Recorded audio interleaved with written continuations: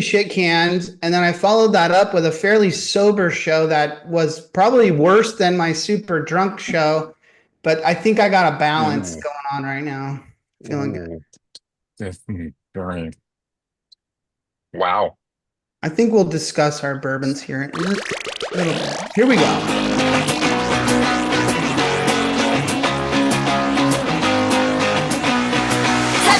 Let me up, we're gonna have a real bad.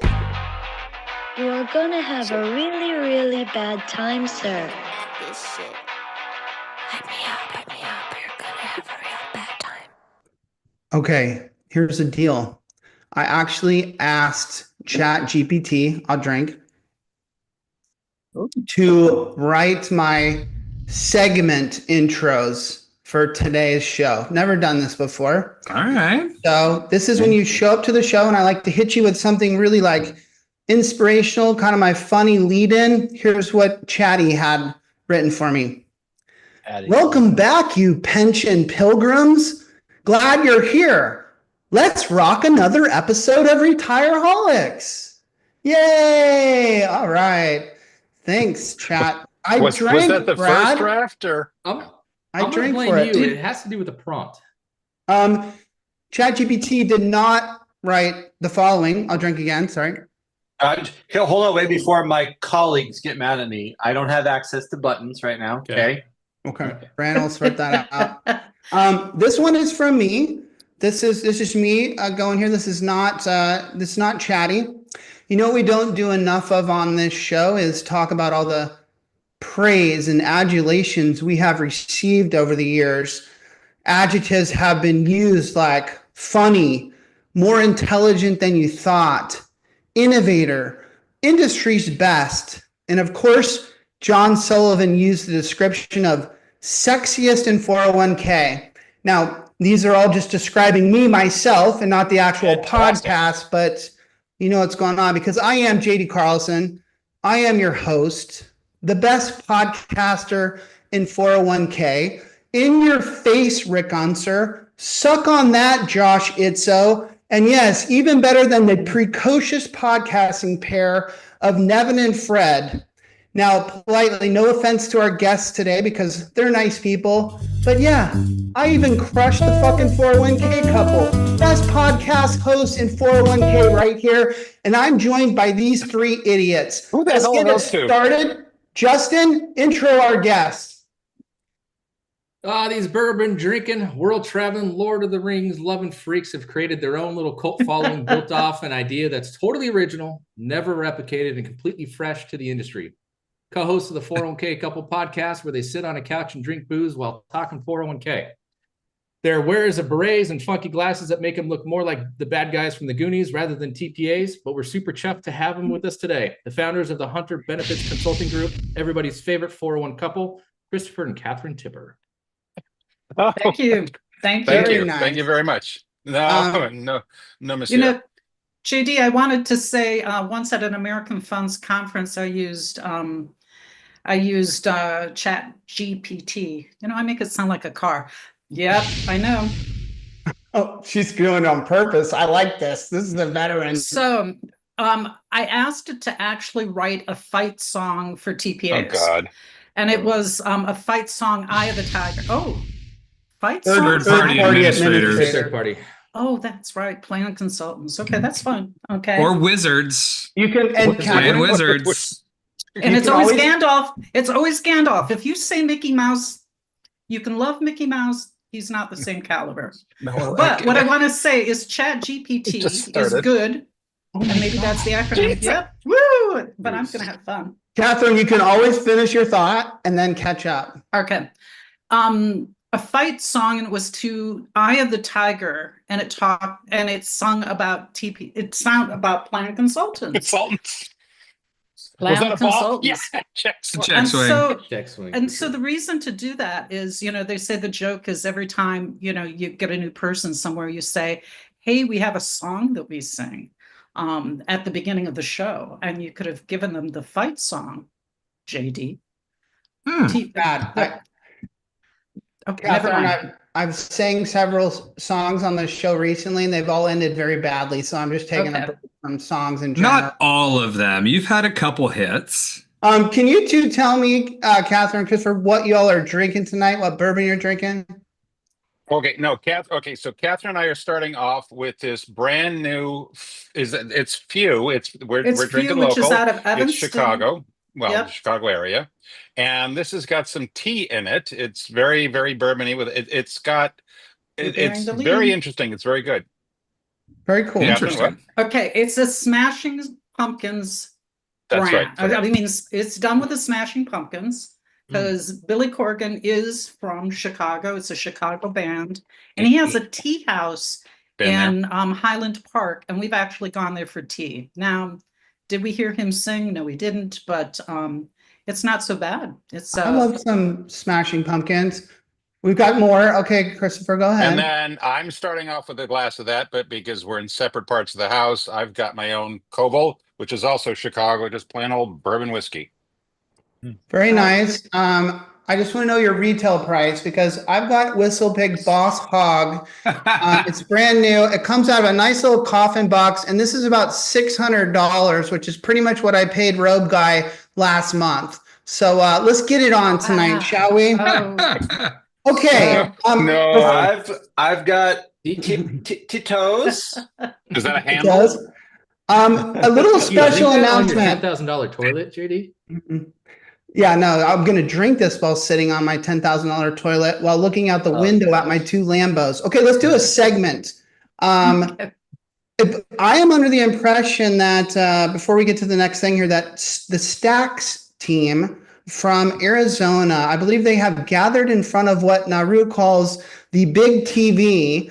And so I'd like to, Brandon, can you throw up a picture of the little I sent you, the Stacks artificial intelligence team there? There's a few of them, just a handful. They're a much bigger team than that. I just Much want to bigger let crew. you know, So they Stacks pre-gamed employees. Are they Just pre-gaming because- with In-N-Out? Just because No, these are Naru, the employees that got laid off and now they're working at In-N-Out. just because Naru buys you a couple of burgers doesn't mean you have to do what he says. You don't have to put on the little paper hats and get in the photo for him, okay? Call your human resources department. Let them know you have rights. Okay. Probably AI. This is crap. Yeah, that's why. my friend Chatty. Do I have this one? Yeah, my friend Chatty wrote this for me. This little setup written by Chat initial. Hey, Brandon, get ready to roll the graphic. It's headline o'clock for all you diehard nest egg nerds. Roll it, Brandon. I wish you would read those with like your serious nature voice. Hey, fuck you, Hackler. I said human resources. I didn't say the acronym, did I? No, you did not say. You said letter or something when you said it. Yeah. Let's start big, shall we? This article comes from 401k Specialist magazine and is titled Empower Adds Private Investment Option to Defined Contribution Plans. I'm going to read for you Edmund Murphy, the Chief Executive Officer of Empower's kind of quote from this article. Empower is announcing today a profound new move to broaden the investing universe for retirement savers. In alignment with top investment managers, we are now offering private market investments within defined contribution retirement plans. This was said by Empower's president on LinkedIn. This landmark initiative, gives investors the ability to invest in an asset class that has potential to diversify portfolios and help grow retirement savings. To give you guys just a few tidbits of info, the Wall Street Journal reported on it and said that they're likely to charge fees ranging from 1 to 1.6%. Mind you, this is a very different, investment type, these private equity or private investments. And then it seems that Empower is probably going to offer this through a managed account type of service. And then lastly, as you would expect, it'll only be a certain percentage of someone's portfolio. And Ed Murphy goes on to say between 5 and 20%. So I'm going to go to our guest first, and I'm going to hit you up, Christopher. Do you like this innovation and boldness from Empower to add something a little spicier to investment option 401k plans?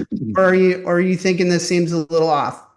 It seems a little off to me. I'm going to pull the Association of Elderly Retired People, or whatever that really is, so I can skip the drink. I don't remember what those letters are, and I don't. It's just this seems half a step above having cryptocurrency in a plan, which I'm not a big fan of. I wish that was the topic. Well, okay. How do you have daily valuation? What's the liquidity? How do you trust the value of these things? I understand somebody wants to be really risky. I didn't realize yesterday that they were specific with the defined contribution plans. This might be something for a defined benefit plan as well. Can I vote 2 thumbs down or be bearish? You absolutely can. I do believe they're dealing the liquidity of it by putting into these collective investment trusts and putting this managed account service and doing some type of deals. But I think the fees are interesting. Chad, I'm going to kick it to you. Let's talk about why they're doing this. Ed Murphy says to build a prosperous future retirement plan for sorry, these fucking CEOs and their things. I'll drink. To build a prosperous future retirement plan investors, which I'm thinking is, what does prosperous mean? He's saying this type of investment can give you some kick-ass returns, isn't he? So anyway, so what's the motivation here from Empower? The motivation from Empower is a play at asset gathering, right? Number one, they're offering something that others aren't. Number two, they're shoving it into a managed account that will make them a sliver on everything that goes in.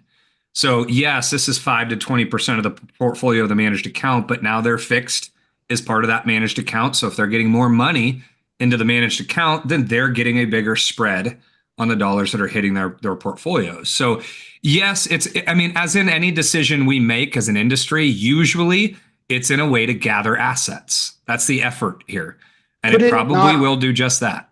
Could it not only be an effort to gather assets, but also, and I'll kick it to our guests here, I don't understand the underneath structure of these private equity investments, in that when you say 1 to 1.6%, I don't understand expense ratio, 12B1 sub TA. I guess I'll drink twice. Like, I don't know how these things are built and what kind of profit margins are underneath them.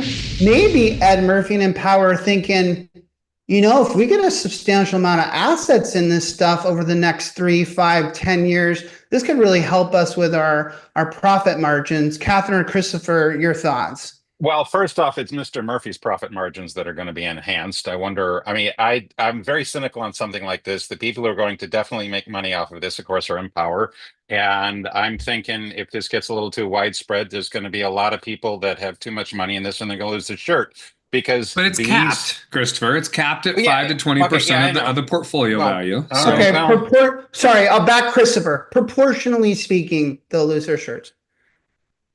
If you're tell me this, guys, and I, in full transparency, when I knew this was going to be an article for conversation today, I did some research specifically into private equity. Like, I needed a better understanding of what that would mean within the 401k space. And as I walked away, I thought to myself, if I'm looking at a risky portion of I'm 41, if I'm looking at a risky portion of a portfolio, this seems like a really good play for potential high returns. It has heavily outperformed your typical mutual fund type investing over the last, you name the time period. Katherine, it looks like you had some thoughts that I want to carve some space. Yeah, I definitely do. Well, I think, so Christopher, you'll never have to do a reaction video again where somebody says real estate is amazing and 401k plans are boring, right? Because here you get both. You get both. And I think that actually, that it does make 401k plan seem sexier. Like, I'm going to have my money in it for 40 years. I need to have a little bit more play with it than a target date fund. And so is it a great idea? Yeah, it's like almost a marketing idea, right? Like a new thing to talk to the people when you go out and sell. And maybe your 20, 30, 40-year-old employees will think, this is the coolest thing. I can now do something cool with my investments. So, Katherine, yes. Hang on, Christopher. I know we had you here for a reason. Yeah, I love that. That's so right. That was on point, phenomenal. Go ahead, Christopher. You can't better that one. Well, I would. Okay, I am willing to change my mind. I'm a good husband. I've survived for 40 plus years, and I'm not going to let you out of the basement with that. Okay, fine. With what you're saying, I mean, if this works out well, starting off as a 22-year-old person doing Roth deferral, and this continues to do well, that person could do very, very well 30, 40 years down the road. Let's see what happens. We're going to talk a little later in the show about target date funds, and I've got some opinions about how they're all kind of cloning each other, and they have the same glide paths, the same strategies, and no one's willing to stick their neck out.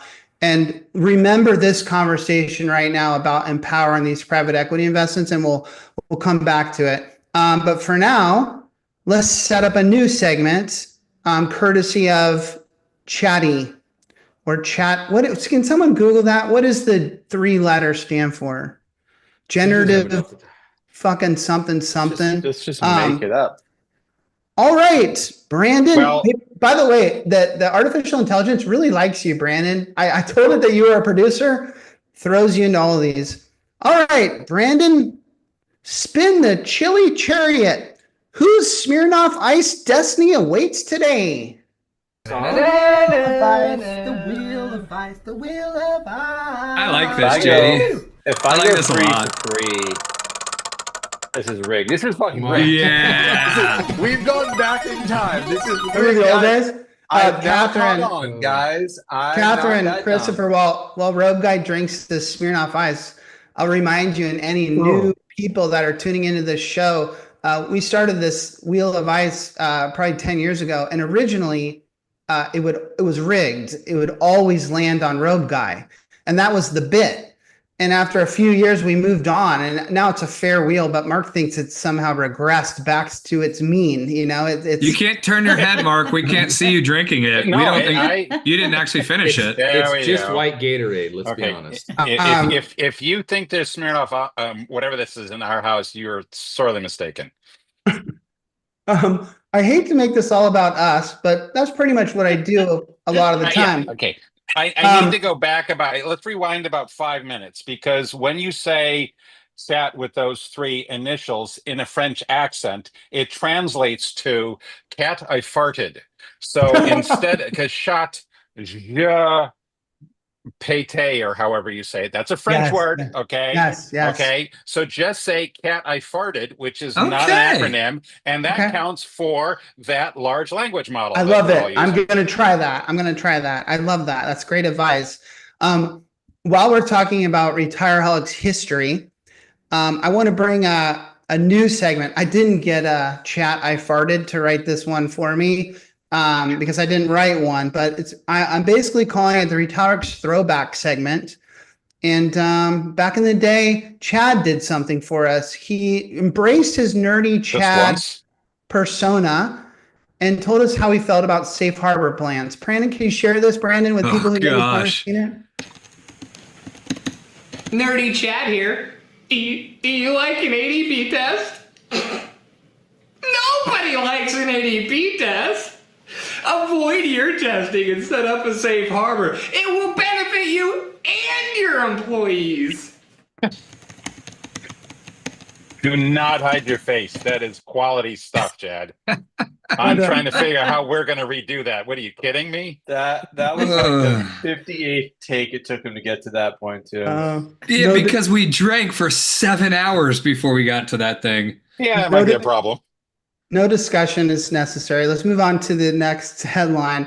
This was a last-minute ad from thanks to our Retireholic community and specifically Brian Brashaw. The article comes from wealthmanagement.commercial. That's what that refers to, those three letters, .commercial, and is titled, oh shit, I'll drink. That's what it's titled? That's not an acronym. No, it's not an acronym. Really? Okay. Yeah. Hub. It's all one word. It's an abbreviation. Hub lands. Yeah. Well, it's by the way, It's fine. it's acronyms and initialisms. So if those three letters stand for something, I'm They fucked. don't.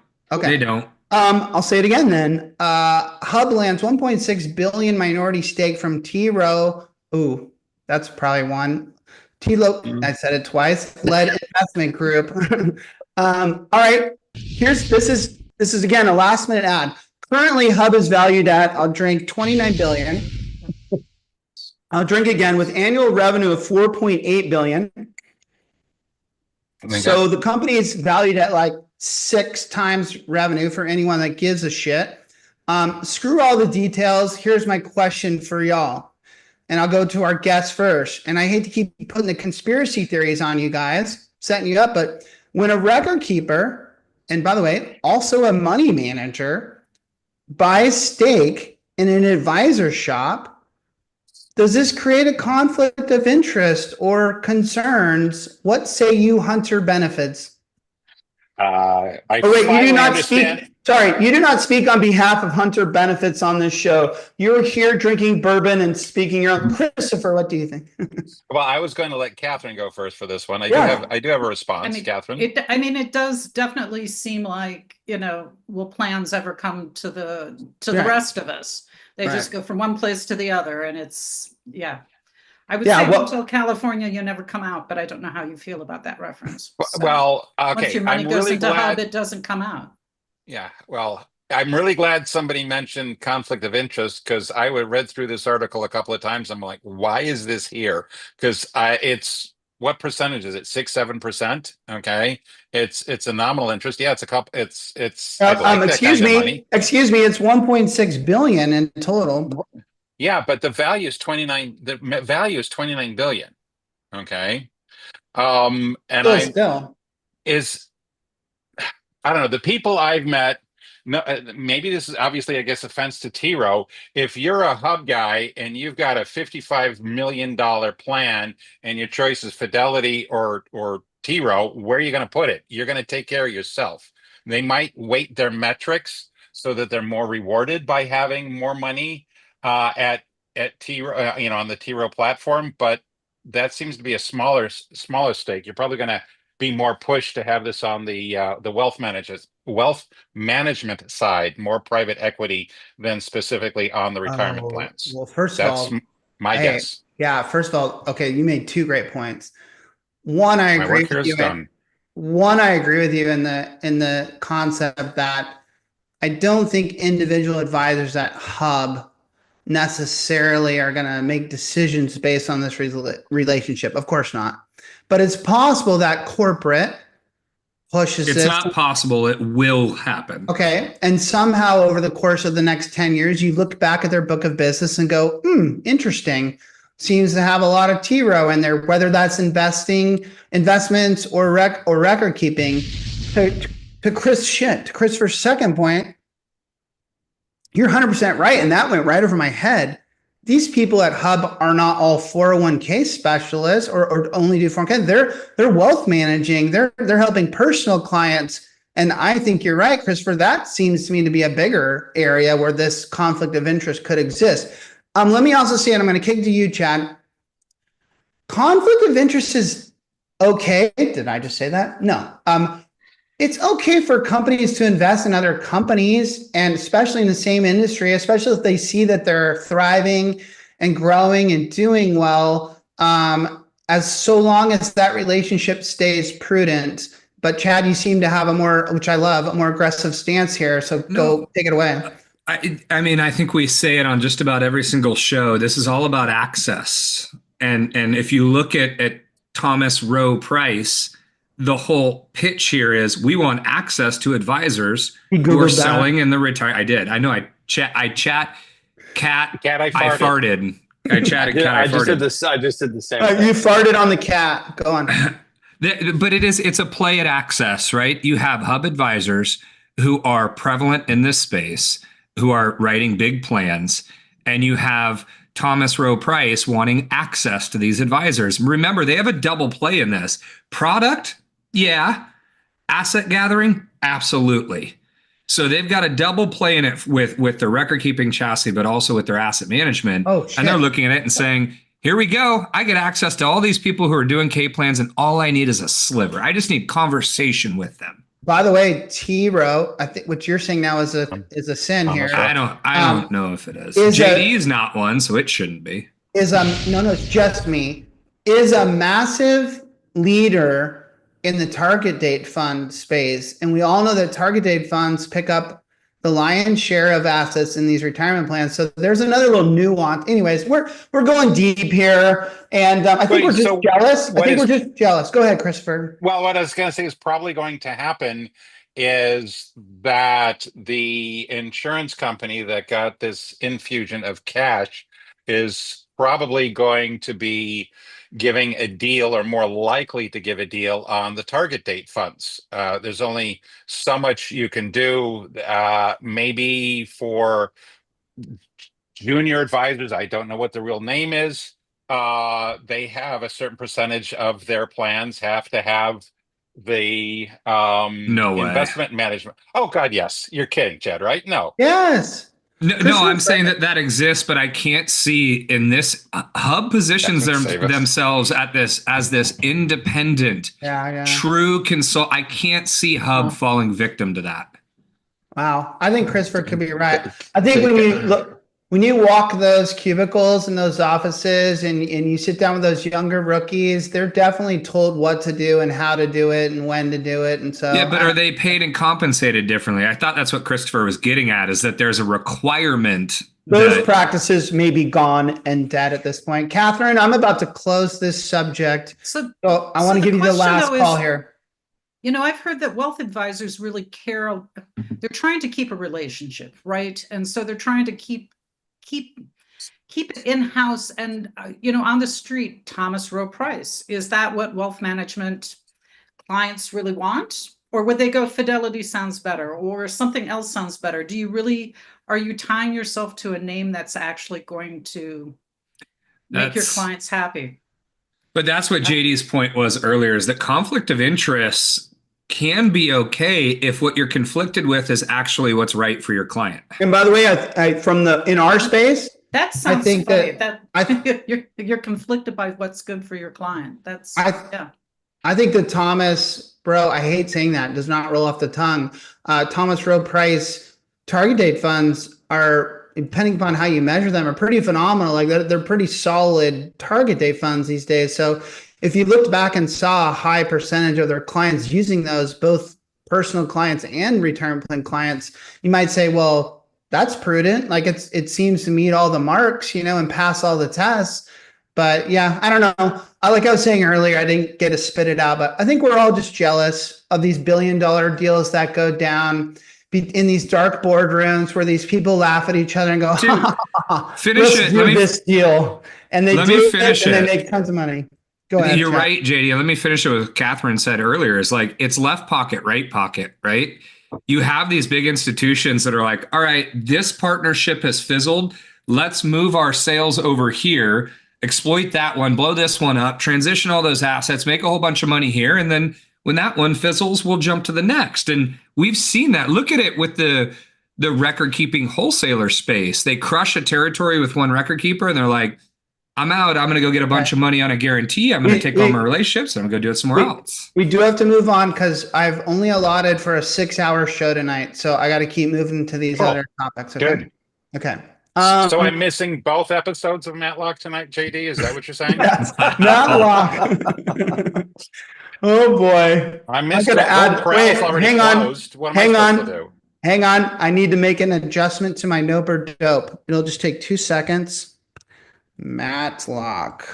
Okay. I'm gonna go. This is it's not pop culture. This is business, but we don't do this a lot. I want to go out to YouTube, out to the world. Look at someone talking about something and then discuss. I got 2 chief executive officers here. Oh, I'm getting there, people. Starting to get a little drunk.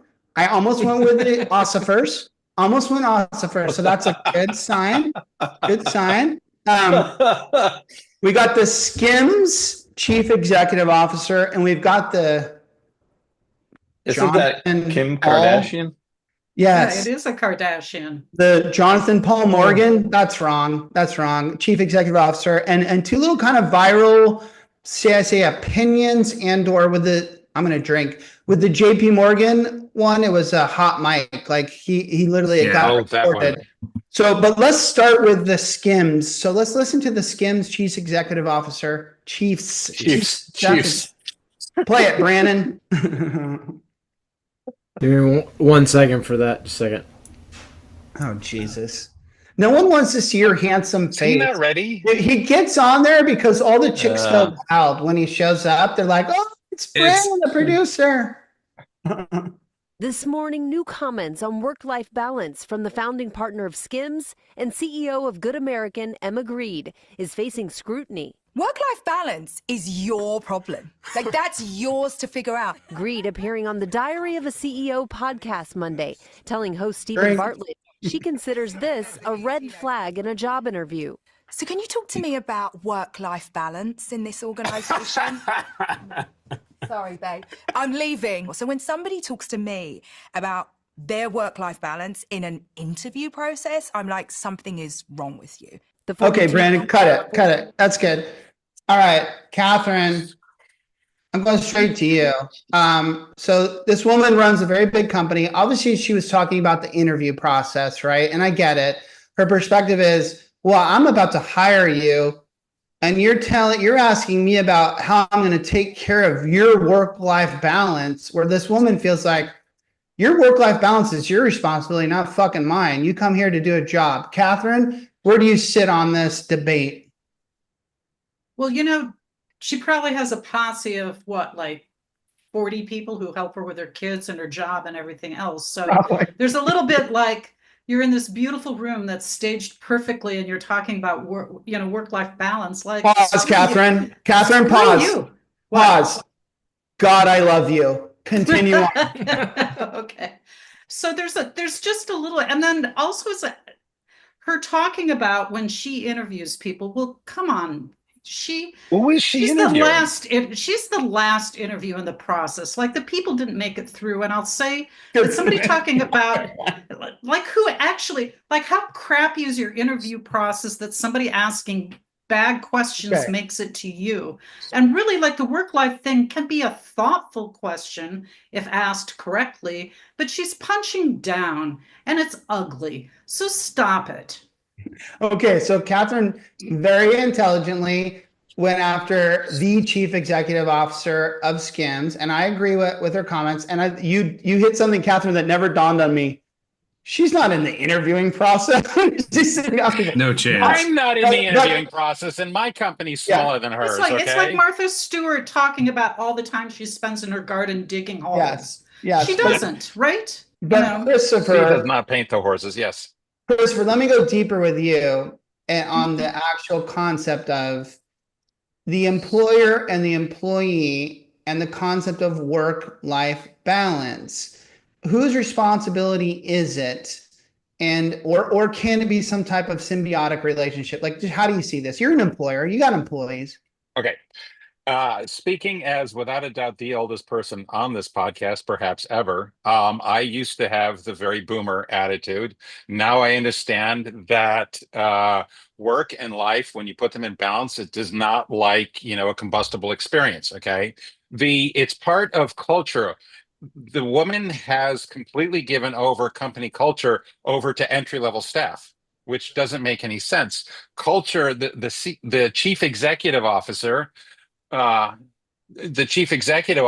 needs to have an input and a say in culture, and the concept of work-life balance these days is definitely that. I mean, this person is definitely stuck in 2019 or before. Very Doge of her, yeah. Wow, interesting. Chad? Oh, wait, no, fuck Chad. Silent J. Not really, please. Silent J. So I felt your work-life balance Is that my fucking responsibility or yours? Oh, that's not a fair question because you're the first boss I've ever had that is all about what I've always referred to as life-work balance. Like you care about that shit, right? Don't tell the people that. I'm going to take a different role tonight. Yeah. But go on. We're gonna dig that out. Slave driver. Yeah, I hate working for you. And so I think we have a different perspective of it. Where she got it wrong, I felt like, is she was speaking to an audience. Well, first she was very kind of she was a bitch about the whole thing. Yeah, Katherine yelled it, right? She's English. I think she'd be using a different word, Justin. Yeah. I like that one. This is one of my favorite words. I don't know if I can put it on here, but yeah, it is. No, yeah. I can't do it. No, restraint is good with an Irish accent. But she was speaking as if everybody wants to come work for her and should be privileged to it, and they should grind and grind and grind. Not everybody wants that out of a life, right? Like you gotta think about. Yeah, there's gonna be employees who do. No. He's nailing it, Chad. The grind is what I wanted to talk about. So, Chad, you're a grind guy. If someone's going to come work for you because you're our national sales director, I mean, do you expect grind, or do you want someone who's looking for work-life balance? I'm going to say both. I want you to grind when you are working. I don't, if you are doing things efficiently and you are focused and the effort is there, you don't need what she said, which was to work 7 days a week. Her comments were, if you're going to climb to the top of a company, you're probably going to have to work 7 days a week. That's not the way it should be. Your expectation as an employer should not be my employees should be working 7 days a week. It should be my employees should be crushing it in the amount of time that I expect them to get their job done when they are working. So, but let me play the other side of that, JD, and I'll be honest. One of our newer folks on our sales team was having a little bit of struggle getting running at the pace in which he wanted to. He's got a young family he's pushing. And I said, look, let me be honest. The way I had success when I was in that position, I got up at 5 a.m. and I worked before my family got up. I'm not telling you need to do that, but I'm telling you that was successful for me. I had to grind to make it work. The number of hours in the day that I was supposed to work wasn't enough for me to grow the territory at the pace I wanted to. If I wanted to grow the territory over 5 years, then I could have worked 8 hours a day. When my daddy called me and I was sitting on the beach in San Diego and he said, hey, son, I want you to come take over the family business. And I showed up and I knew that my daddy was going to give me his company so I could buy Lambos in the future. I also, like Chad said, was committed to showing up before any one of my employees were at that office. I got there before them. And I stayed there before they left. Now, this was early in my career. A lot of things have changed since then. But in the beginning, I was grinding. And I will give the same advice to my children when they start off at a company. So I think there was a bit of a generational thing happening here too. Not to excuse Katherine, the chief executive officer of Skims, but that the younger generation wants all these fucking handouts to them. They want all these things to happen. And the fact of the matter is, I agree with Chad. You got to fucking work hard to make shit happen. Rogue guy, I would go to you, but everyone knows your fucking opinion on this. So I think we should probably move on. Christopher, close us out. But impatience and work-life balance are not the same thing. Impatience. Okay. Oh, people want to. Fair enough. I've been here for 6 weeks. I need to be senior manager. No, you don't. Okay. Yeah. Sure. My wife did. And remember, not everybody is the same. JD used this analogy when you interviewed me, which is you're not punching a clock where you're putting bottled tops on Coca-Cola bottles, and that resonated with me. I'm like, you're right, dude. I'm not sitting there. I don't want to work an 8 to 5, and I don't want to make $30,000 a year and spend the rest of my life there. I want the opportunity to succeed, and I will put in the effort, and I will learn this space, and I will grow. Not everybody's that way, and kudos to the people that know they're not. To the people that say, hey, I need to make a fair living, and I'm willing to work, but I don't need to make X. I don't need to grow. I don't need to promote. I want a job. I want to clock in. I want to clock out. I want to forget about work when I go home. And I think that's fine. at least the way she positioned it, where she got it wrong, right? I agree, Justin. Not everyone is the same by any means. Cut from the same cloth. And hey, you know, JD, in your example, you had a much bigger carrot in front of you than someone who's just going to come in and so true, punch a time card, right? So true. That's a great point. You can grind 5 a.m. to 9 at night when you know you're going to be buying Lambos, right? Like, yeah. All right. Did I mention how much this whistle pig costs tonight? I mean, a lot. Okay, let's go to the next one. Brandon, I would like to play the video for the, I'll drink because I just like drinking. This guy. The JP Morgan one. This one's great. Listen up, people. Turn your volume up. A lot of you were on the fucking Zoom and you were doing the following, okay? You know, looking at your mail, sending texts to each other about what an asshole the other person is. Okay, not paying attention, not reading your stuff, you know, and if you don't think that slows down efficiency, creativity, creates rudeness and stuff, it does, okay? And when I found out that people are doing that, you don't do that in my goddamn meetings. You go to meet with me, you got my attention, you got my focus, I don't bring my goddamn phone, I'm not sending texts to people, okay? It simply doesn't work, and it doesn't work for creativity, it slows down decision making. And don't give me the shit that work from home Friday works. I call a lot of people on Friday. There's not a goddamn person you get a hold of. But here are the problems, okay? And they are substantial, okay? Which is the young. This guy sucks. No, Rob guy. I'm gonna let you start this off, Rob guy. I love that he's like look at the still shot of his photo.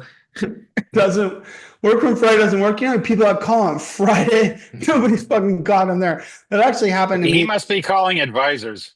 He's calling his staff.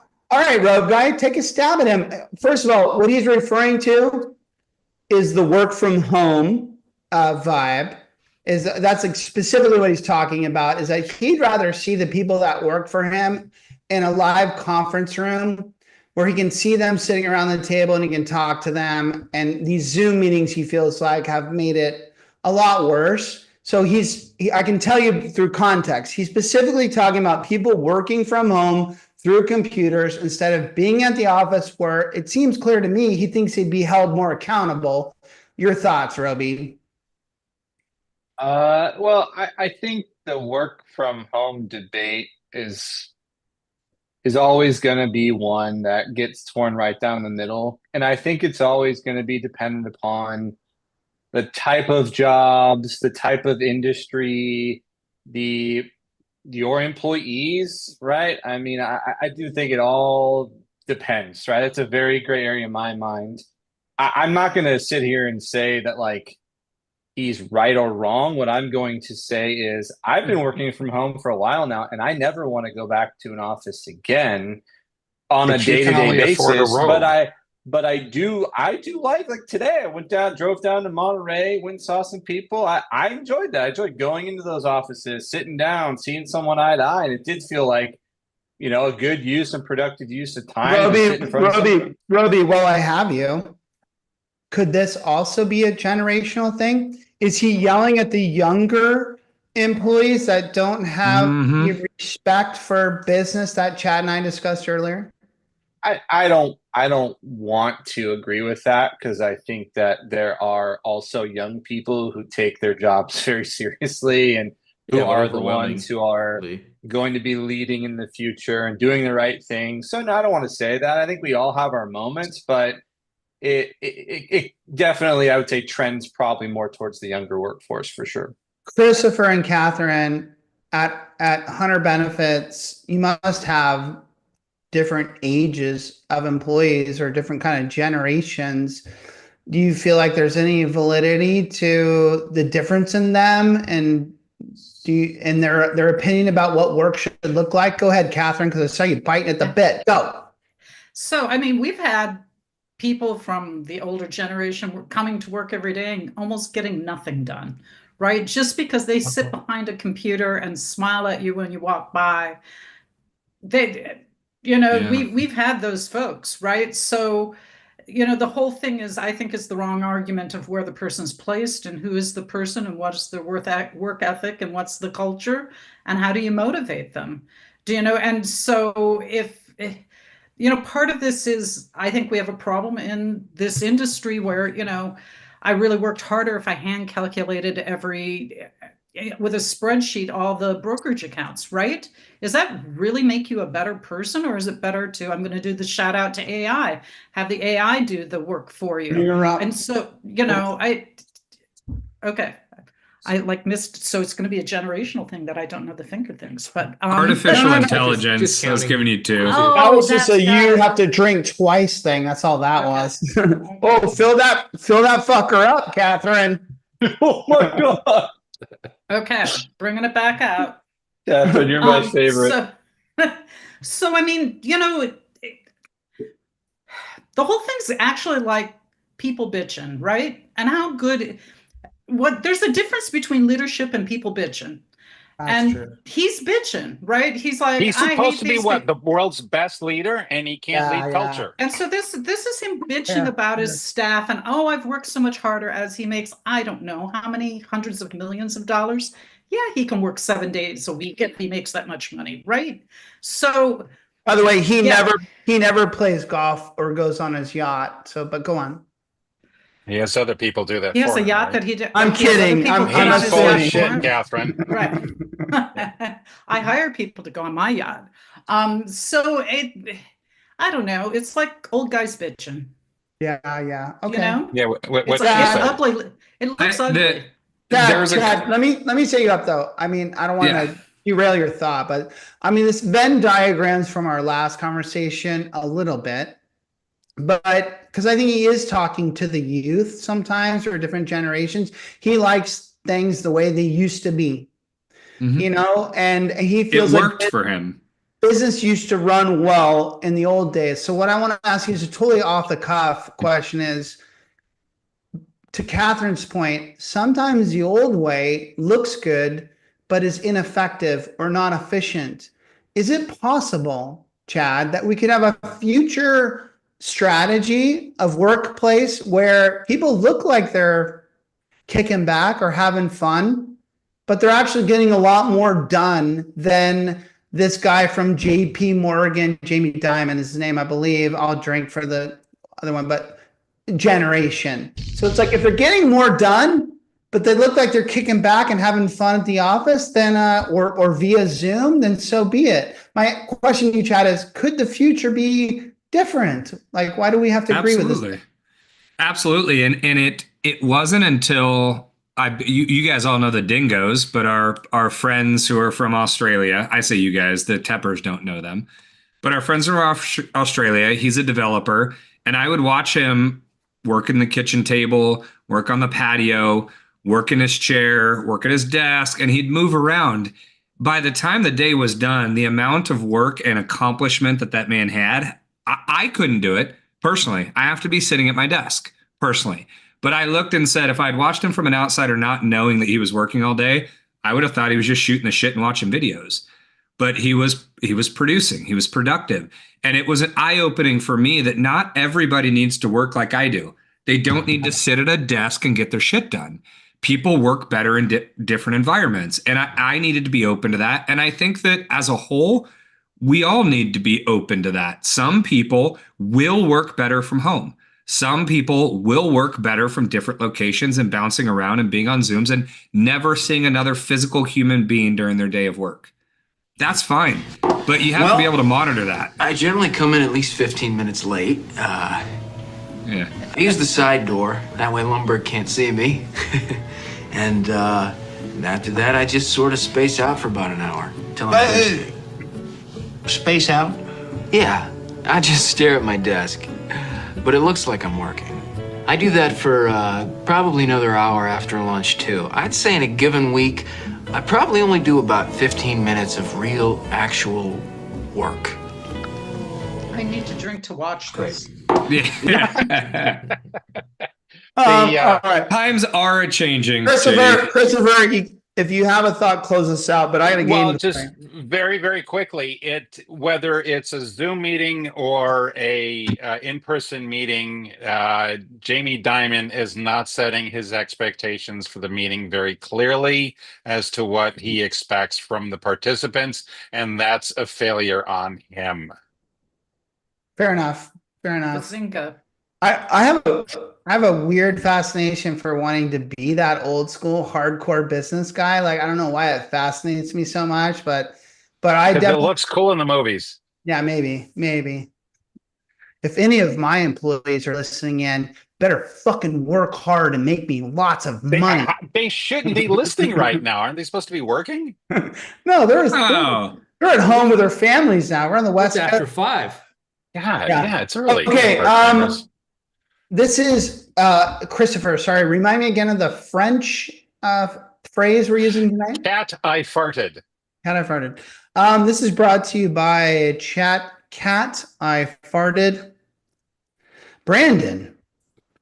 God damn it. He loves you, Brandon. He or she. Brandon, roll in the pop culture gauntlet. Shall we nope or dope? Shall we nope or dope?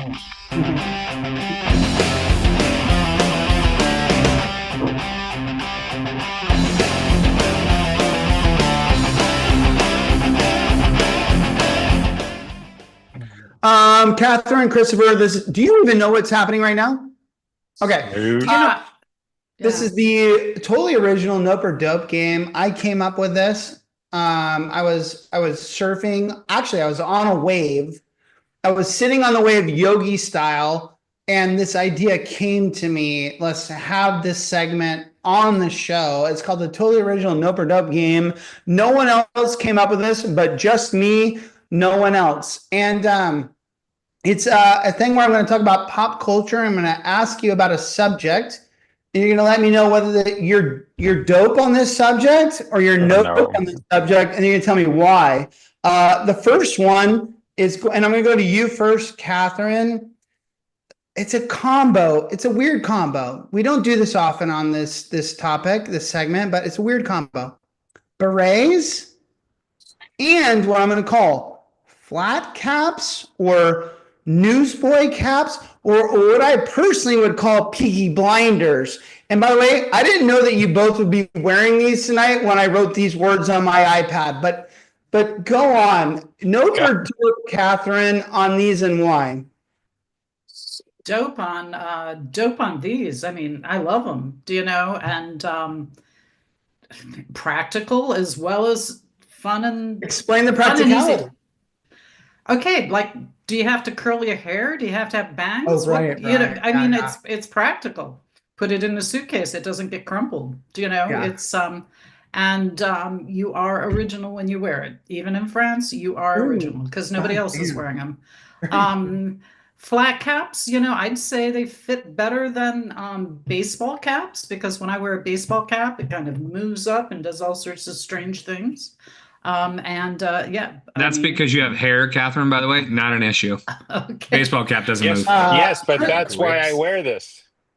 By the way, Catherine, oh, sorry, she's got more. Go on, please. Oh, I was just going to say, and we do have our favorite hat shop in Seattle that we go to all the time, and she just hits us up with really great hats. So when you ask if it's nope or dope, I mean, I have at least 6 berets, right?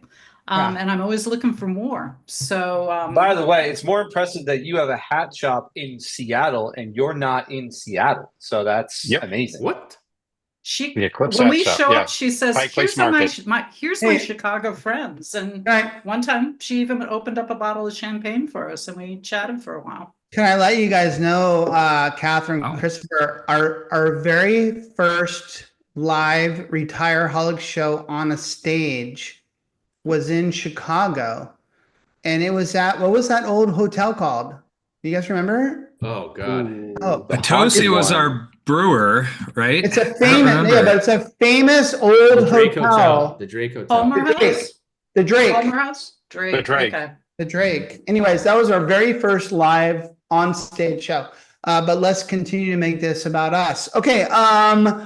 Next nope or dope question. I'm gonna give this to you, Christopher. What's going on here? Christopher. Wait, we don't get to answer the question about the hats? No. That started changing. I got some coming for you. This one is remember hashtag my termination letter. Happy wife, happy life. sunglasses on a podcast. And I believe you even have a backstory from your cousin here, but Yes. nope or dope on this. And Absolutely 100% dope. Okay.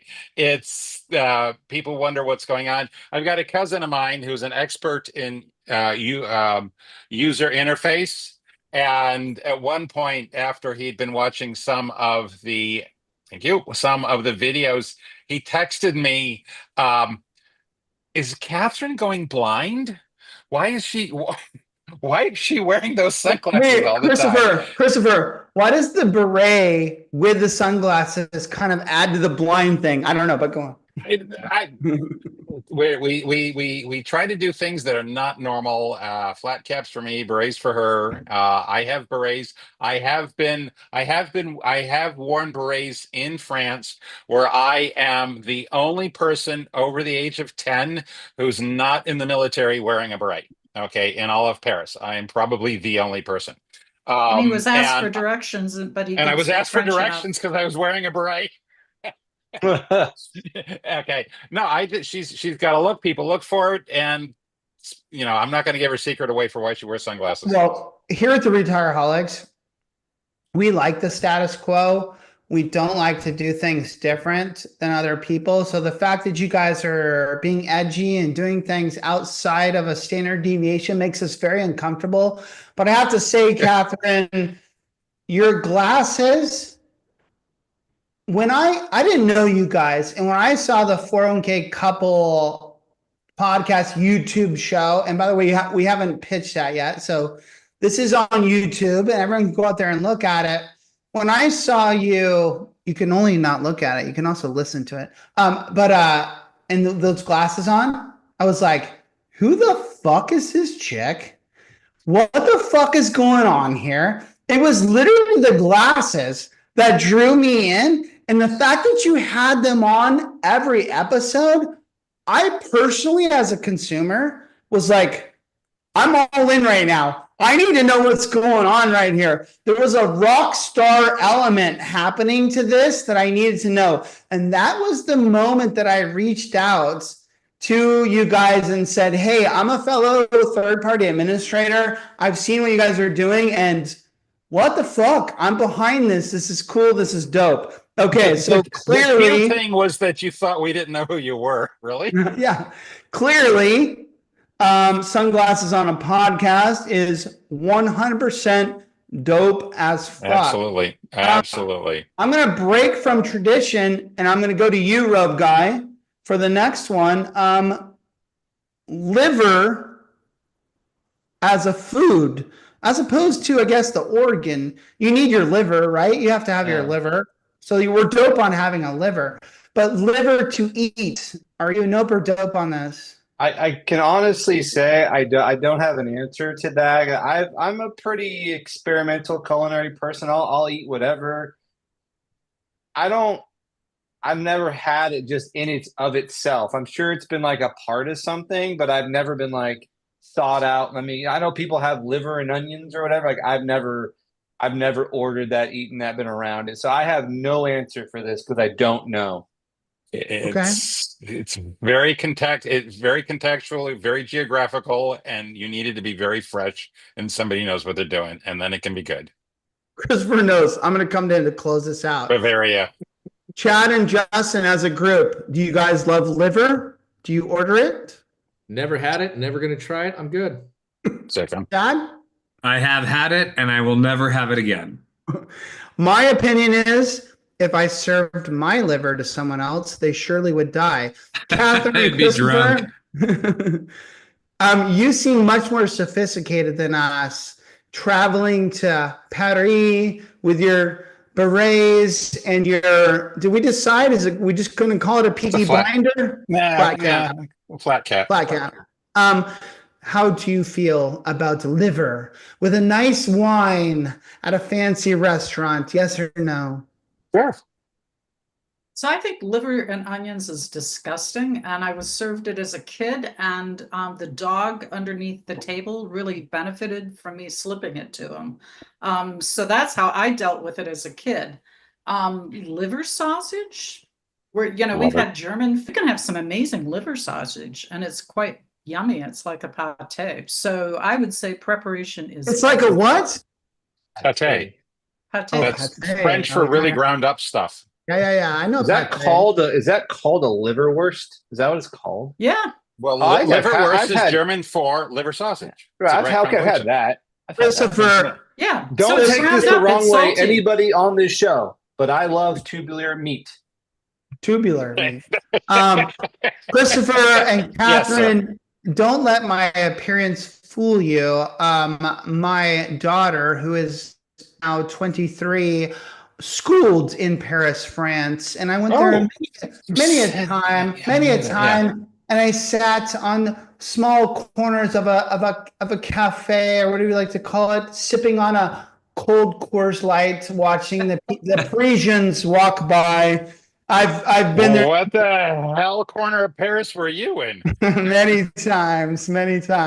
I actually owned property in Paris, if we want to be clear about this. Did I mention the bourbon I'm $600 bottle of and bourbon. the prices? Okay, let's move on.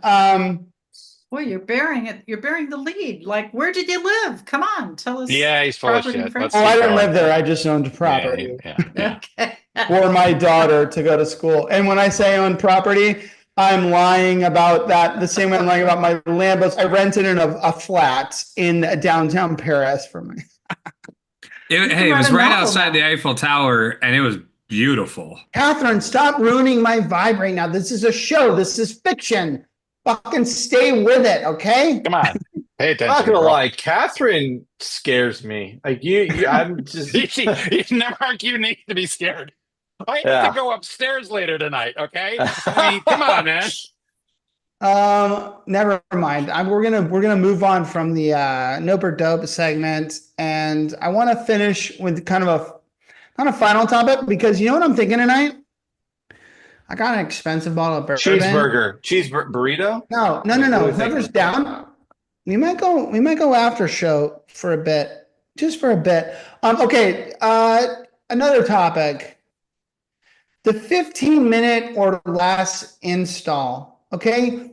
You've got human interests. You've got Guideline, and I thought of Katherine and Christopher when I came up with this discussion topic, but all of these disruptors are very proud of this technology they've built to allow a client to set up a plan in 15 minutes or less. I mean, they literally do like media blasts on it. And this is a very third-party administrator specific thing. But when you're deciding what provisions you want, what eligibility, what type of plan, I want to go to Katherine first, but I'm going to go to Christopher first. They say this is the bee's knees. Like this, that's actually not their marketing. That was mine. But That would be very old and cute. Yeah. They love this shit.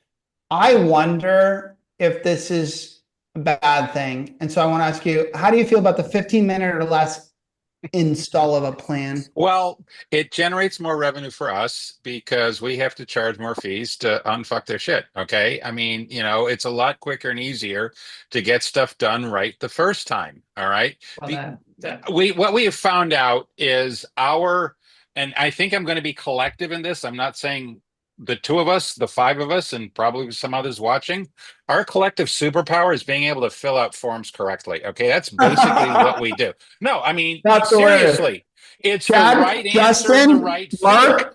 Devin, if you're listening in, take note.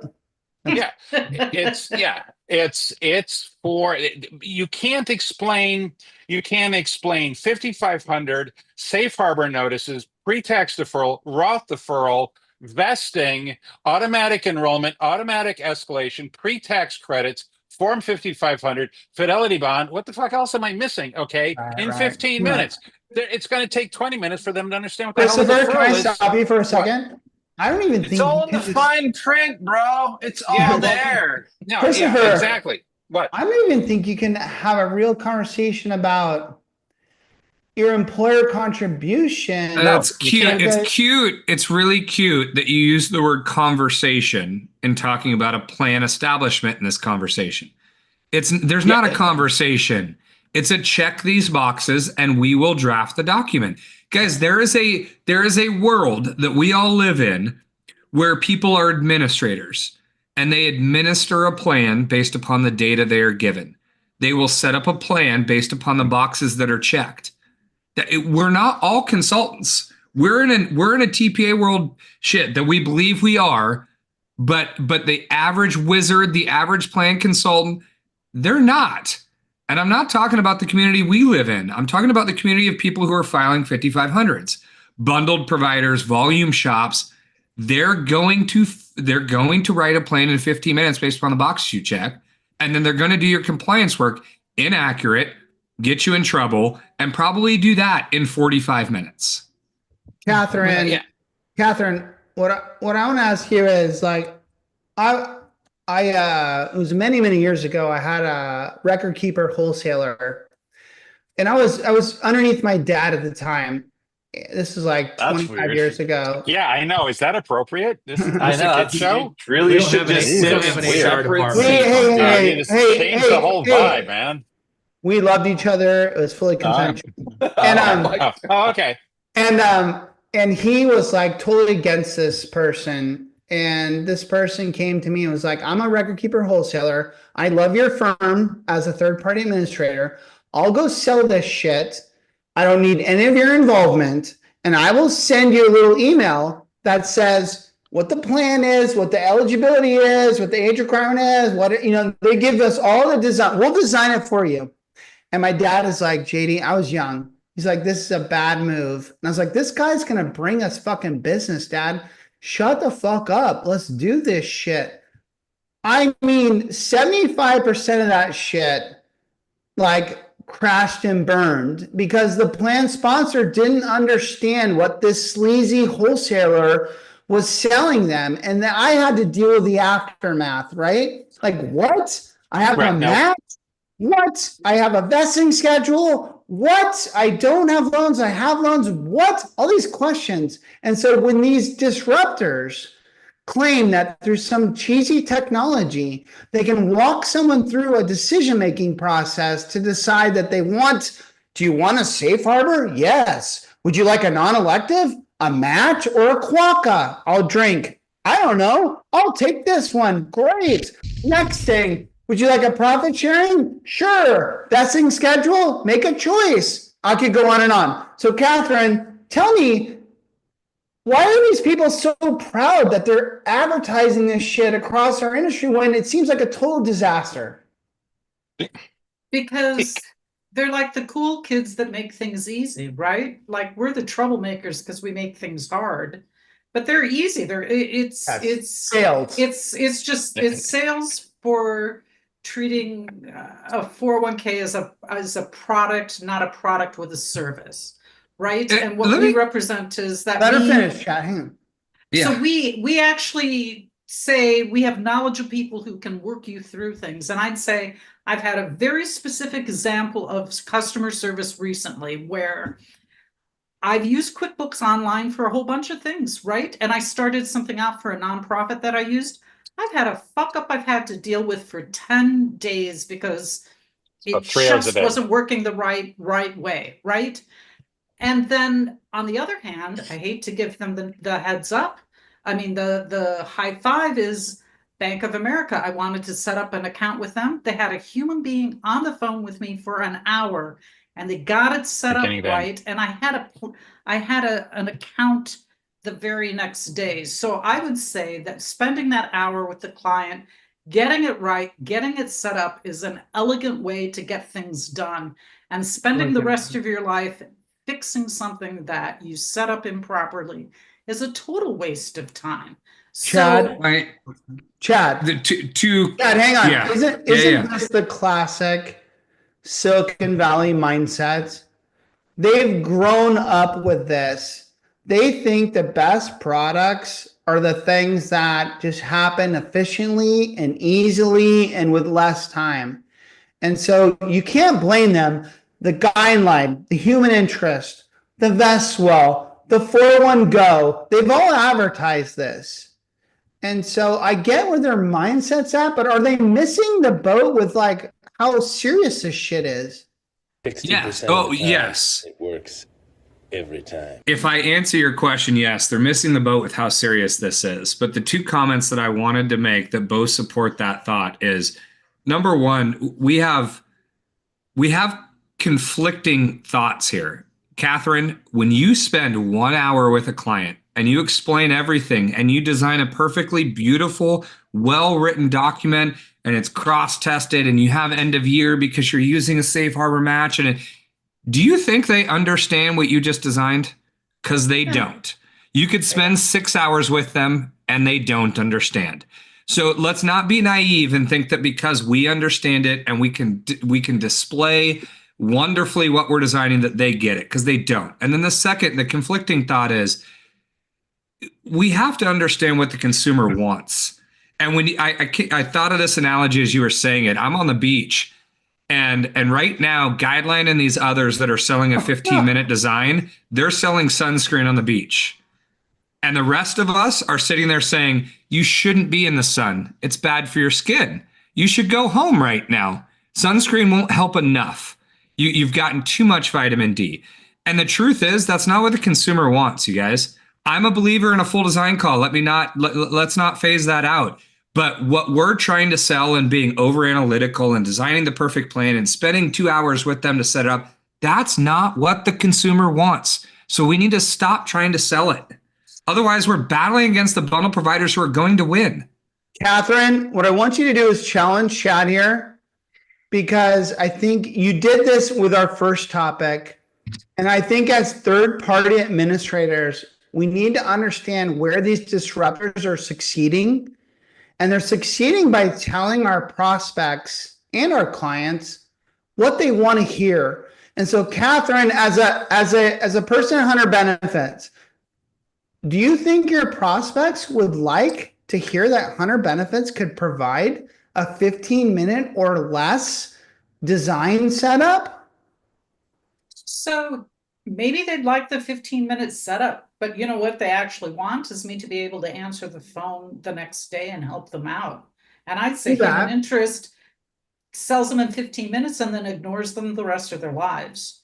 And so if you want to say, back to Chad, if you want to say, let's make it easy, let's make it 15 minutes, but I'm here for you for the rest of the stuff and we can talk it through, that's great. But I'd still say, yeah, we can. Yeah, but can we really compete with things like payroll companies where it's like adding a side of fries adding a side of fries? Oh my God, I love that. Adding a side of fries. Christopher. It's not completely apples to apples, by the way. And again, I agree with everybody's comments so far to some degree, because what they've done to do this in 15 minutes too is they've limited the options, right? We come to them and we give them a plethora of different ways. We talk about it first. We come up with creative ways to do things. They've said you can only use this type of eligibility. You can only do this. You can't use hours. Like they have put a guy. You're coming up, Christopher. You're coming up. Hold on. Go ahead. Sorry, go on. No, Roby, thank you so much. And Christopher, jump in. So Chad, the problem is the bottle is packaged SPF 9000 and inside is coconut oil. Okay, they're not. That's fair, Christopher. Okay. I like a good tan. I'll take it. No, you're gonna be leather. Okay, so now I don't remember what Mark said. Okay, what was shit? I was just saying from a third-party administrator perspective, our designs can be a bit more robust and complex because they've limited the options. So it can cut down on time when you're not talking about 40 to 50% of the things that we might go over. Less options, quicker install. When you have integration, you have a safe harbor match. It's hard to fuck that up. Give him a minute. I'll try. Okay, we tried to have two less complex solutions. Okay, you've done this at Hunter Benefits. We've done this, and everybody comes up to the bar and says, "Oh, I would like to pay that." Yes, I will have a plain scoop of vanilla in a paper cup. I'll bring my own spoon. Yes. Oh, can I have some nuts? No. Yeah, I want some nuts. Okay. You know what I mean? Everybody starts off the equation saying they want super simple. I want the most basic thing you got. By the way, Christopher, can I stop you? especially their advisor who's representing them wants them to have that, right? And wants us to cut our fees. Yeah, and that too. Yeah. So I don't want to sound like So we tried it doesn't work. Let's before you move on, JD, let's quantify a little bit about what we mean by a 15-minute plan establishment, by the way. I hosted with Lance today a 30-minute design call where we're writing a 2024 profit sharing only plan to snap on the side. Give people context who Lance is. Lance is our implementation manager. So he's the one that is onboarding clients and writing docs for us. But it was 30 minutes flat. In that 30 minutes, we asked the question, do you have any related employees? Because they didn't fill out our information showing that had related businesses. Both doctors had their own S corps. We uncovered that. The existing doc didn't have their S corps. We're going to write them in as adopting employers. We went on to draft a 2024 profit sharing only doc for them because they didn't have it for 2024. We're talking about merging here in 2025. We covered the fact that we're going to transition the type of automatic enrollment they have. My point being, in 30 minutes, we did everything that was needed from a design perspective. Why? Because I had gathered a shit ton of information ahead of time, and I had done the work to come back and say, this is what you need to be doing. I didn't ask the client, do you want 3 months, 6 months, 9 months, 12 months? No, I came back and said, this is what you should be doing. That's the difference between the 15-minute setup that we're hearing about and the 15-minute, 30-minute, in my example, setup that we're doing. Now, let's also not forget, when you're talking about setting up the trust for investments, that's different than what we're talking about as this little compliance administrator group. And we're talking about drafting a document versus getting assets to leave one record keeper and come over to the next, and Sarbanes-Oxley notices and all these other things that exist. But what are they doing? They're pitching something that the consumer wants. Let's not fucking look past that, team. This is what they want to hear. So we have to find a way to bridge the gap. What we need here. Toronto's got what plants crave. It's got electrolytes. So wait a minute. What you're saying is that you want us to put water on the crops. Yes. Water. Like out the toilet? Well, I mean, it doesn't have to be out of the toilet, but yeah, that's the idea. But Brondo's got what plants crave. It's got electrolytes. Oh my gosh, that's so perfect. What Chad is saying, and Katherine, I'm about to go to you, is that I think forever we've built this business as third-party administrators as this like service business where there's details, stating the obvious.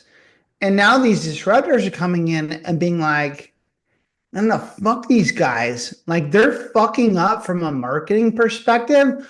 They're telling these prospects that things are more difficult than they need to be. And they're idiots because they think they can code it. They're Silicon Valley guys and they can make it happen. But my question to you, because in the very first question in this podcast, you had a really intelligent response where you kind of went over to the other side. But should we, as third-party administrators, learn from them a little bit?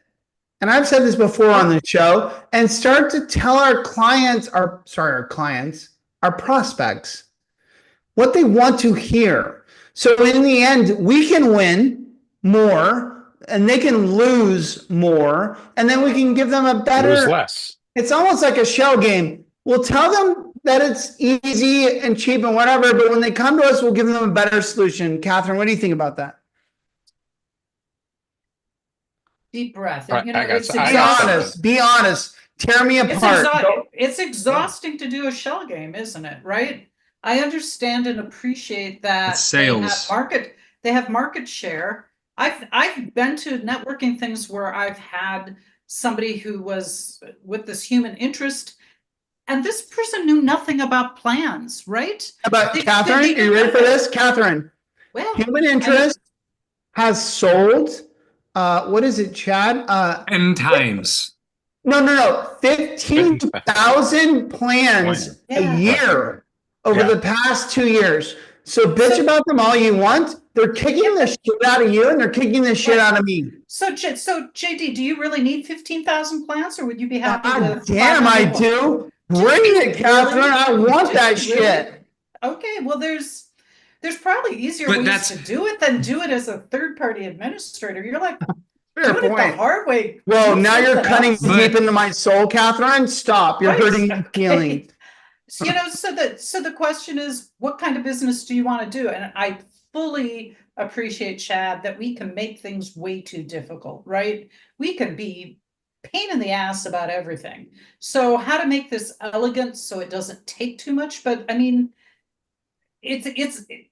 yeah, surgery could be easy, but actually you want a doctor who knows how to do it well, right? You want history and teaching and everything else. Everything can sound simple, but it really isn't. And so maybe there's a part of the business where people are willing to put up with crap. And so sell them crap. If you're that cynical that you just want to sell them a bunch of crap and make your money and retire, then go for it. I'm not actually being sarcastic. But If you Catherine, wanna sell crap Catherine, and make money, go do it, right? Catherine. Sorry, Chad. Yes. I don't That's okay. want your opinion about Hunter benefits, and I don't want my opinion about plan design consultants, because you're right. Like, we can probably continue to survive and even flourish for a certain amount of years, where I'm sure that, Catherine, you and Christopher want to flourish the same way I want to flourish. But what I'm trying to point out is that these disruptors are tapping into something that the consumers clearly like. Like, they've built a better fishing lure than you and I have over the past 30 years. And I just want to know if we can actually acknowledge that and start to say, like, could we change our lure a little bit? And I'll give you one example, Catherine, is they say that when you get a retirement plan, they take it all on them. You have nothing to do. We felt like how would you say that? That's not true. You could not say that. But third-party administrators over the last 30, 40 years, that's exactly what they do. They take everything that the plan sponsor is responsible for, and they take it upon themselves, and they make sure deadlines and all these things happen, and they reach out to them and coddle them and make sure they're almost like 316 fiduciaries. Well, for that's 30 years, 316 right? and PEPs. I mean, And that's the so- thing, is you could do a PEP and you roll Drink. all that up and you take care of things for people. So we should be marketing ourselves that same way. But instead, Yeah, that's me. we've been marketing ourselves as white glove service. This is very difficult. It's very complicated. It's very expensive. You need us to do it because no one else understands it. This is ASPA. I'll drink. It doesn't sell. Fuck ASPA. This narrative needs to fucking change. And I think we need to learn from Guideline Human Interest. Catherine, am I psycho? Or Chad, No, go ahead. I think that's actually, I've heard some PEP people talk about this is the solution, right?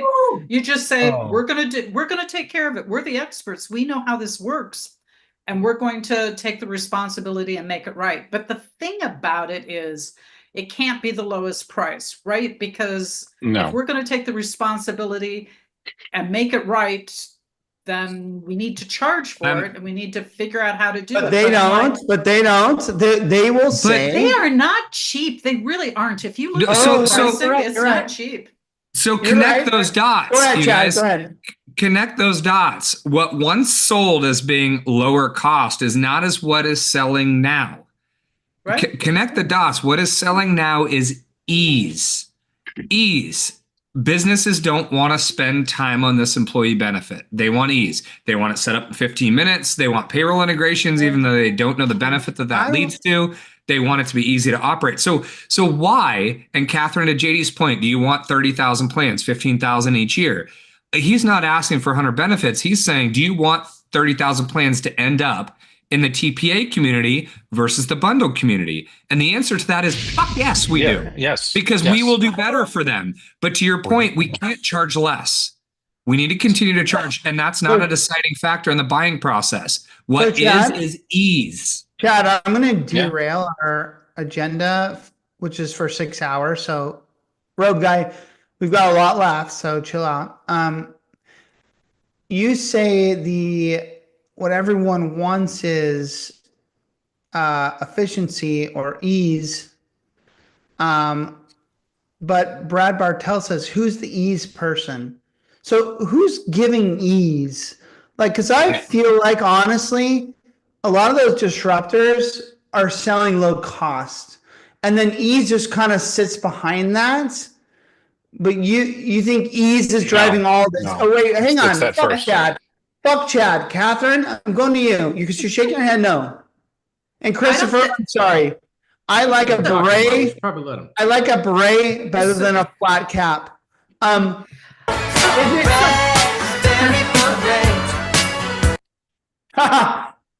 got it. There we go. Catherine, is it? Go ahead, answer. I'll shut up. Fuck. Okay, so actually, it's almost like pricing model, right? And so when you talk about ease, so really when you look at the pricing model for all of these things, like you go to QuickBooks, you look at the different things that connect with QuickBooks, they're charging like so much per participant per month and so much for the plan. And it's our prices. It's our prices. Sometimes it's more, but the perception is because it's a monthly fee, it seems cheaper to them. So there's a little bit of like moving it around a little bit. It's not cheaper. Guideline is not cheaper. They actually have, I believe, their own investments and they get money out of it, right? And I really think that they're just trying to put together a whole bunch of quarters of having a client and making profitability on it. They're selling to the next private equity firm. They're not actually not in the plan compliance business. They're in the get assets business. They're in the private equity. They're asset gatherers. They're asset gatherers. No, they're monthly income revenue gatherers. Their It's a whole revenue purpose stream. is to get the next exit for a private equity firm, which goes back to why when you're talking about private equity, it makes me squeamish. Okay. It's just they just want the next exit with a larger multiplier. So that's what you get. But the problem, but the one thing. Let's double click on what Christopher just said. Sorry, Catherine, but he's right. We've been in an industry that has built business models to generate revenue and profits and service our clients. For the first time, we're being infiltrated with business models that have exit plans. They're here only to generate investment in themselves. Yes. And then somehow find their exit plan. That could be an initial public offering. That could be a who knows what, like next PE, or a merger or an acquisition bought by Fidelity or Voya or what have you. And so yes, Christopher, their goals are very different. Not their goals, their trajectory. Are very different. And so right now, Catherine and Christopher, we didn't talk about this tonight. Human interest guideline, their profit is not good. Do they have like any? Amazon, right? They haven't made a profit yet, right? I mean, does it name a fintech that's made a profit the second year on? Not in paying their investors. None. But Christopher, I will tell you that we just come out and say they finally had their first profit. Yes, thank you, Justin. Thank you, Justin. We had the founder of Guideline on this very show, and recently Kevin Busk said that they have turned a profit, and it was actually Melissa Torito who last week said, "Well, how much is that profit?" Which was really great for her to say, but so yeah, I'm sure it's very minimal. And so there are hundreds of millions of dollars being invested in these companies to turn a profit at some day. And I think, by the way, I recently had a lunch with a venture capital guy. I don't know how big he is because I don't know that industry, but he goes, JD, because I explained to him our industry, and he was like, buddy, they don't need all their investments to work. They just want one or two of them out of 20 to actually come to fruition and work. And what shocked me, because human interest, Guideline, they could fail.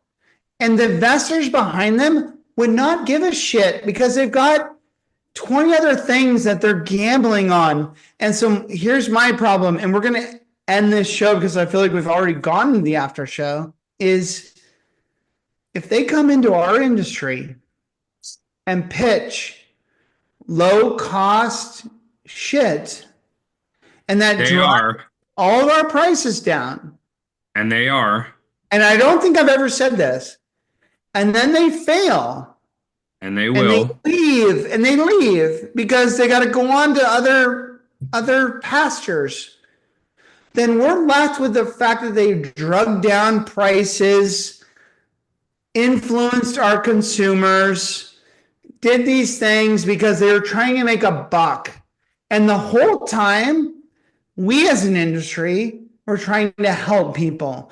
Do we want to make money? Does Christopher and Katherine and JD, I kid about the Lambos. Hey, do we want to make money? Yes, we do. Yes, Justin. We're here to unfuck their shit. It's fine, right? Christopher. Yeah. Did we want to make money? Yes. We don't know shit about fuck. Did my father want to make money? Of course he did. But he wanted to do it in a responsible way, not like the Silicon Valley VC-backed, I'll drink, Richard, private equity-backed investors. And so I say, let's keep a close eye on these motherfuckers. A few customers and start a subscription revenue model. What? Revenue? No revenue. I'll call you back. What? Why would you go after revenue? Because to make money? No. If you show revenue, people will ask how much, and it will never be enough. The company that was the 100Xer, the 1000Xer becomes the 2X dog. But if you have no revenue, you can say you're pre-revenue. You're a potential pure play. I apologize. Brandon, you're so good.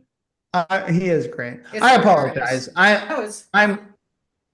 Actually, JD, you've actually said something with a lot of heart, that you care about the industry and you care that plans are done well and clients are taken care of, versus this game of everybody rolling the dice, What does that mean? Money. Go ahead. They're looking for dollars. They're looking for wins. They're looking for money. Brandon, angel wings. Okay. Brandon, Christopher is putting it up. Throw him the fucking graphic. Rope guy, someone. Jesus. There you go. Oh, sorry. There's no audio. Oh, there it is. Apparently, I didn't watch it enough. What, Full House or whatever it was? So. Cash rules everything around me. Queen, get the money. Dollar bill, Joe. Yeah, there you go. Christopher, go ahead. You're going to give us our final thought. Well, the thing is, thank you. What we have a huge problem, probably everybody listening, everybody here, is showing value. Okay, we're talking about the 15-minute install. Okay, if you went out to a very, very nice restaurant, okay, you're going to go to a steak restaurant and you're going to order, you're going to order a sirloin medium. And if you had that sirloin on your table within 15 minutes of walking in the door, something's wrong. Okay, because you have some expectation of how to value a good steak meal and getting wine or whatever. Okay, do you understand what I'm saying? We don't have a way. We don't have a way to value, and until you lose in an audit, people don't have a way to value the service we give them, and so the only thing they're looking at is time, and it's a false metric. Yeah. It's an easy metric. Yeah, that okay? is. But Christopher, you just described the same conundrum my father faced in the 80s and the 90s. This is no different. Right, I know. So what I'm trying to say right now to any third-party administrators that are listening in is we need to not just condemn this stuff, right?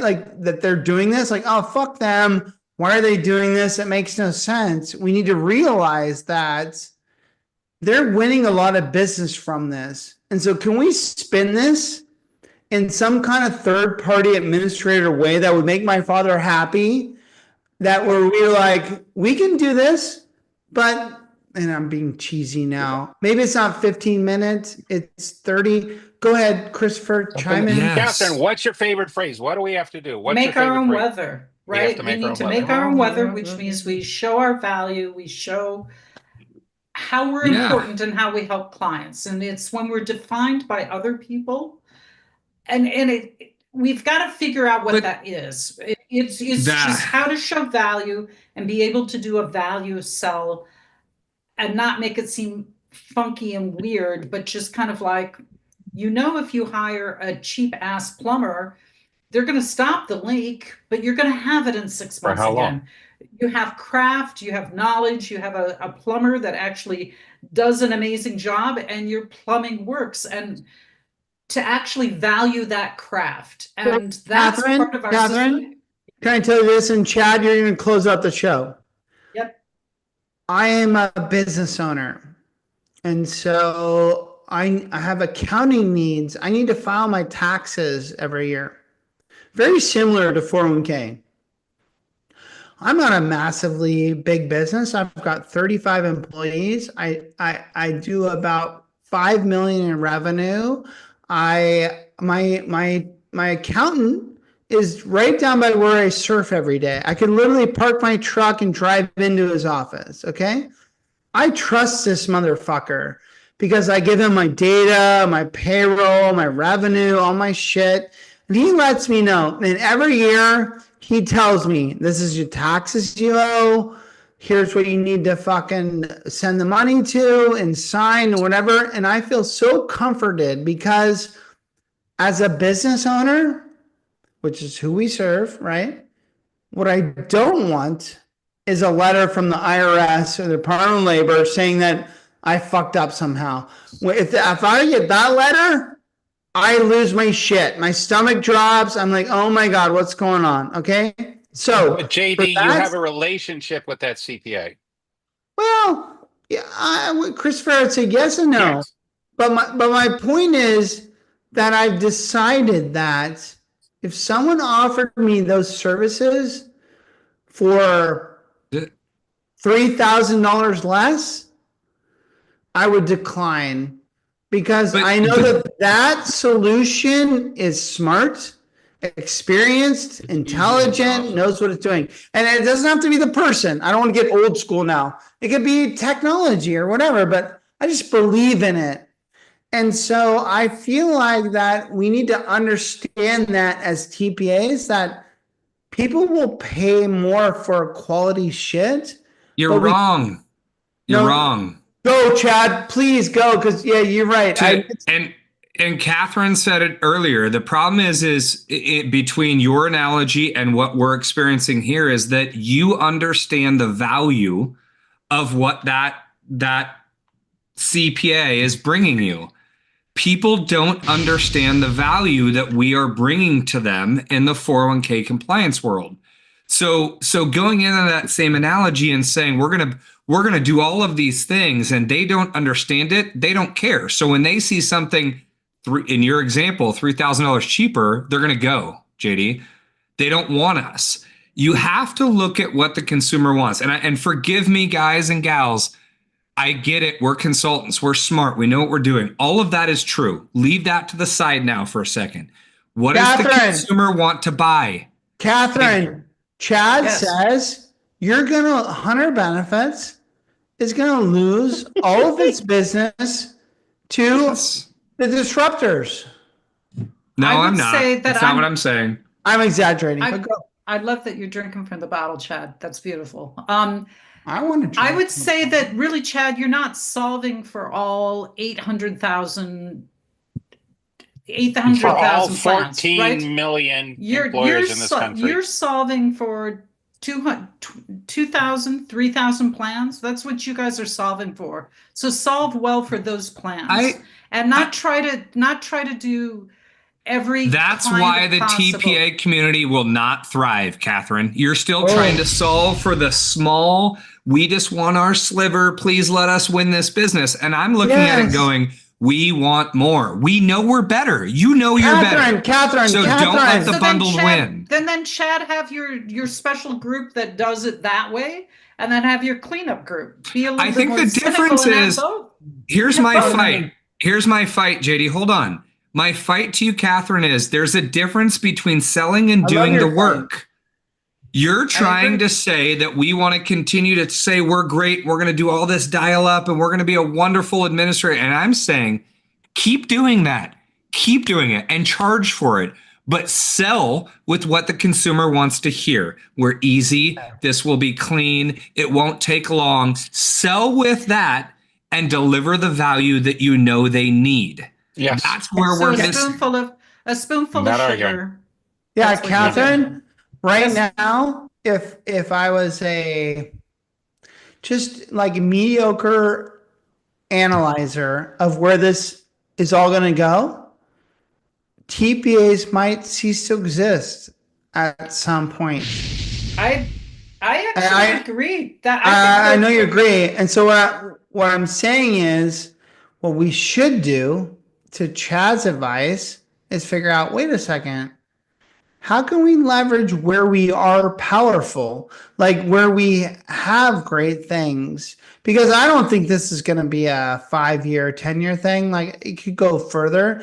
But my point is, a lot of association of pension professionals and actuaries, I don't know, all that group, a lot of them, Catherine, will die. They're going to get killed because they don't understand. You guys at Hunter understand artificial intelligence. You're evolving. You're doing different things. Yes, yes, yes. But I just want to back up Chad and say TPAs as a community. Oh, fuck. They're not doing it. I got it. Hang on. They're not. Hang on. They're not. They're not. You're right, JD. They're They not. are not. But they, and we're going to end this show with this, they are in the best position to actually do big shit. They've got data from their own clients, census data. They've got data from the record keepers, right? With a record keeper, Catherine, you know what a record keeper download is, right? Absolutely. Of course you do. So you not only have your clients' personal census data, you've got the record keeper data. That puts you in a very powerful position that... Thank you, Brandon. Thank you. Yeah, what you're saying is own the space. Can we dominate by owning the space? No. Here's the good news. Here's the good news. Clearly, by Brandon's Oscar nomination, JD has become too drunk, which is great. That means it's been a phenomenal show. So, everyone, let's do this again sometime. Yeah, well, let's do this. You know what? Who needs It's balance? a lot quicker than you're doing it than we watching it. We're being when marched back off the on? stage. Okay. Hey, everyone who tuned in, I love you. Kind of. But yes, I love you. Yeah, no And Chapart champion tonight. The champion. No, goes to, Chapart champion. Chapart Catherine's the champion champion. is Stacks Dots AI. I'll drink. I'll send them some shit next week at their office. Justin, you got the shiniest bald head in the industry, and Rub Guy, you're just a little bitch. Christopher, you were great tonight. I appreciate that, everything you did in your little Peaky Blinder hat. But you know what? You know who was the I'll drink because I did this on purpose, Catherine. MVP? It was Catherine. Oh, yeah. Fucking Catherine was the most valuable player tonight. My God. The insights, the fucking shit she brought. Try living with it. Change of color in her beret. That was a quality call. Let's end it, Catherine. You send us out. Tell everyone how much you love them and they should tune in next time. Oh, Catherine? Yes. I'm so drunk right now. Next show, June 5th. No, I thought we lost. Can I get a drum roll? Can I get a drum roll? Anyone? Drum roll?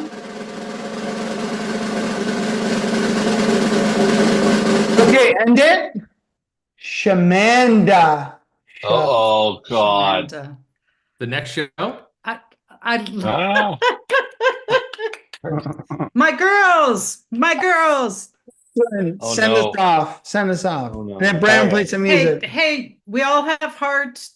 Let's do it. Let's sell the shit out of this. Let's own the market. Yes. Love Make it. our own God weather. damn you. I love you. Cheers. Cheers, guys. Cheers. Thank you guys. guys. Thank you so I much. just cheers Thank to you. you. Great time.